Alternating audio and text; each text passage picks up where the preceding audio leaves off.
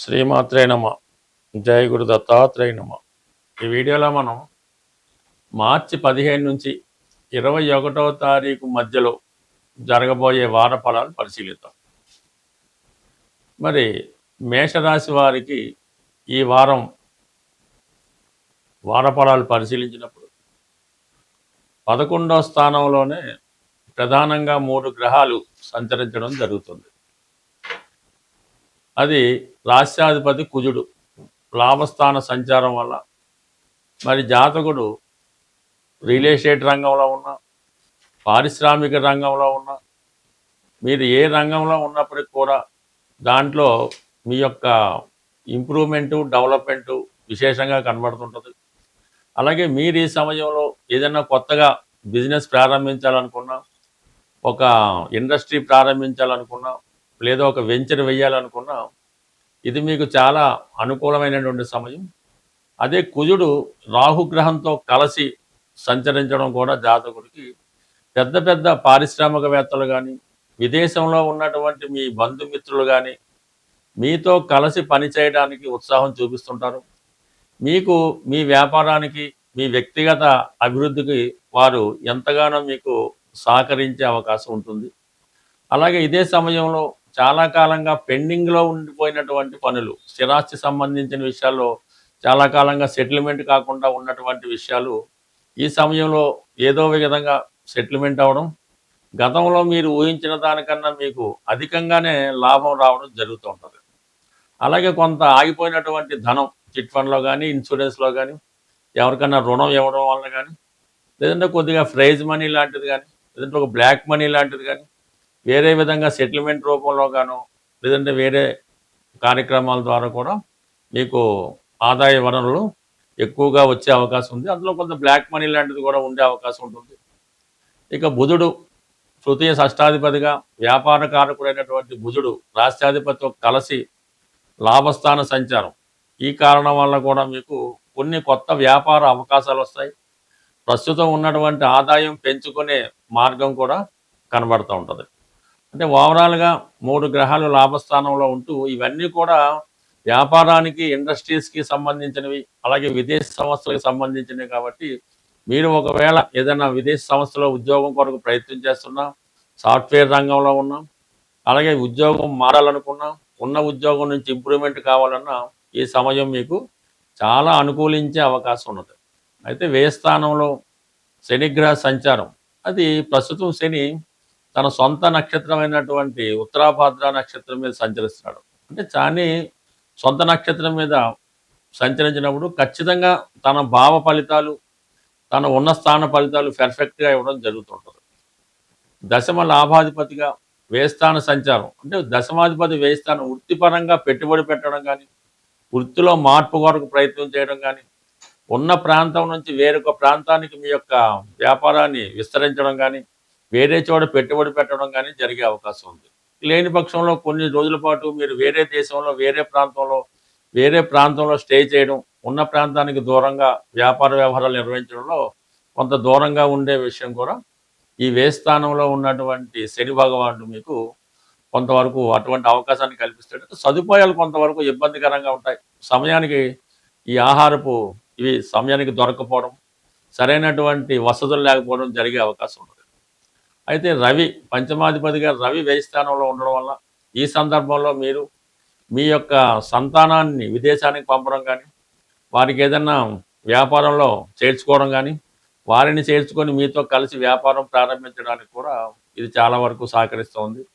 But అలాగే శుక్రుడు, ప్రధానంగా శుక్రుడు ధన సప్తమాధిపతిగా శుక్రుడు వ్యయస్థాన సంచారం, అలాగే కొంత అధిక వ్యయం అన్నది చెప్తూ ఉంటుంది. విలాసవంతమైనటువంటి వస్తువులు కానీ, గృహాన్ని రిపేర్ చేయించడం కానీ, గృహంలో ఫర్నిచరు అటువంటి వగైరా సమకూర్చడం కానీ, ఇటువంటి విలువైనటువంటి వస్తువులు కొనడం, మొత్తం మీద శుక్రుడు వ్యయస్థానంలో ఉన్నప్పుడు మీ కుటుంబంలో స్త్రీలకు కూడా విలువైనటువంటి బహుమతులు అవి సమకూర్చడం జరుగుతుంటుంది. ఓవరాల్గా మేషరాశి వారికి ఈ వారం, ఇదే వారంలో ఉగాది రావడంతో ఏదో ఒక ప్రత్యేకత, ఏదో ఒక ఇంప్రూవ్మెంటు ఈ వారంలో మీకు లభించే అవకాశం ఉంటుంది. ఈ వారంలో మనకి ఉగాది నూతన సంవత్సరం రాబోతుంది. అయితే ఉగాది నాటికి ఈ గ్రహాలన్నీ రాహు కేతువు యొక్క యాక్సెస్లోకి రావడం వల్ల ఒక విధమైనటువంటి కాలసర్పదోషం ఉండగా ఈ ఉగాది ప్రారంభం అవడం జరిగింది. అంటే దీనివల్ల సంపూర్ణంగా రావాల్సినటువంటి ఫలితాలు సకాలంలో అందుకోలేకపోవడం జరుగుతుంది. కొన్ని అనుకోని ఇబ్బందులు, సమస్యలు వ్యక్తిగతంగా, అంతర్గతంగా అటు దేశాల మధ్య విభేదాలు రావచ్చు, రాష్ట్రాల మధ్య విభేదాలు రావచ్చు, రాజకీయ నాయకుల మధ్య విభేదాలు రావచ్చు. కొన్ని అనుకోని సమస్యలు ఈ ఉగాది, ఈ కాలసర్పదోష ప్రభావం వల్ల సంవత్సరం అంతా ఏర్పడే అవకాశం ఉన్నది. అయితే మరి ఈ సంవత్సరానికి రాజు గురువు అవటం వల్ల ఆధ్యాత్మిక శక్తితో, అంటే బాగా ప్రతి ఒక్కరు కూడా పూర్తిగా దైవం మీద భారం వేయడం వల్ల, అంటే అది నిరంతరం ఏదో ఒక భగవన్నామ స్మరణ అది అలవాటుగా చేసుకొని, ఎవరు మతాన్ని బట్టి, ఎవరి యొక్క అలవాటును బట్టి, ఆలోచనను బట్టి, సాంప్రదాయాన్ని బట్టి అది మీరు మననం చేసుకోవడం వల్ల చిన్నపాటి మంత్రం అవ్వచ్చు, లేదంటే పెద్దదన్న అవ్వచ్చు, మరి ఎక్కువగా మరి అందరికీ జగత్ రక్షకుడైనటువంటి ఆ శ్రీమన్నారాయణుడు వెంకటేశ్వర స్వామి అవ్వచ్చు, విష్ణుమూర్తి అవ్వచ్చు, అంటే ప్రధానంగా విష్ణు సహస్రనామాన్ని పారాయణ చేయడం వల్ల, లేదంటే మీకు ఇష్టమైనటువంటిది లలితా సహస్రనామం, శివనామస్మరణం, గోవిందనామాలో ఏవో ఒకటి రోజు వీలు లేకపోతే వారంకోసారి ఇలా చేయడం వల్ల, ఎక్కువ పుణ్య కార్యక్రమాల్లో పాల్గొనడం వల్ల అటు ప్రపంచ దేశాలతో పాటు మనము కూడా సుభిక్షంగా ఉండే అవకాశం ఉంటుంది. కాబట్టి ప్రతి ఒక్కరూ అంటే ఈ సంవత్సరం గురువు రాజవటం వల్ల ఇటు మీకు మంచి ఫలితం జరిగే అవకాశం ఉంది. అందరితో పాటు మనము బాగుండాలనే మన ఆలోచన కూడా నెరవేరే అవకాశం ఉంది. కాబట్టి సాధ్యమైనంత వరకు మరి భగవన్నామ స్మరణ చేస్తూ ఎవరినైనా మరి దేవాలయాల్ని రక్షించడం, ధర్మాన్ని రక్షించడం, ఇవన్నీ చేయడం వల్ల చాలా వరకు ప్రతి ఒక్కరికి మంచి ఫలితాలు రావడం జరుగుతూ ఉంటుంది. అలాగే ఈ ఉగాది రోజు మీకు కామన్గా మరి ఎవరైతే తొందరగా వివాహం జరగాలి, లేదంటే ఉద్యోగం రావాలి అని కోరుకుంటున్నారో, ఈరోజు వాళ్ళు కనీసం అంటే ఈ నవధాన్యాల్లో ప్రధానంగా 3 పెసలు, మినుములు, కందులు, గోధుమలు ఏవో ఒక 3 ప్రధానంగా తీసుకొని మీ పిడికిలతో ఒక్కొక్క పిడికలతో అంటే 3 తీసుకోండి. ఒక పిడికలతో మినుములు అవ్వచ్చు, పెసలు అవ్వచ్చు, గోధుమలు అవ్వచ్చు, కందులు అవ్వచ్చు, ఇది 3 పిడికలు ఒకే పాత్రలో పోసి చక్కగా నానబెట్టి, అవి నానిన తర్వాత ఏదైనా గోవుకి, చక్కని కామధేనుకో గోవుకో అది పెట్టడం వల్ల ఆ గోవు తింటుండగా మీరు గోవు చుట్టూ 3 ప్రదక్షిణలు చేసి ఆ గోవుకి నమస్కారం చేయడం వల్ల, ఇంకా అవకాశం ఉన్నవాళ్ళు గోపూజది చేసుకుంటే చాలా మంచిది. బట్ ఏదైనా ఉగాది నాడు ఈ కార్యక్రమం చేయడం వల్ల గోవుకి సంతృప్తి కలిగించడం వల్ల కంప్లీట్గా మీకు ఈ చక్కని ఈ ధనయోగం కానీ, పెళ్లి కానీ జరుగుతుంటుంది.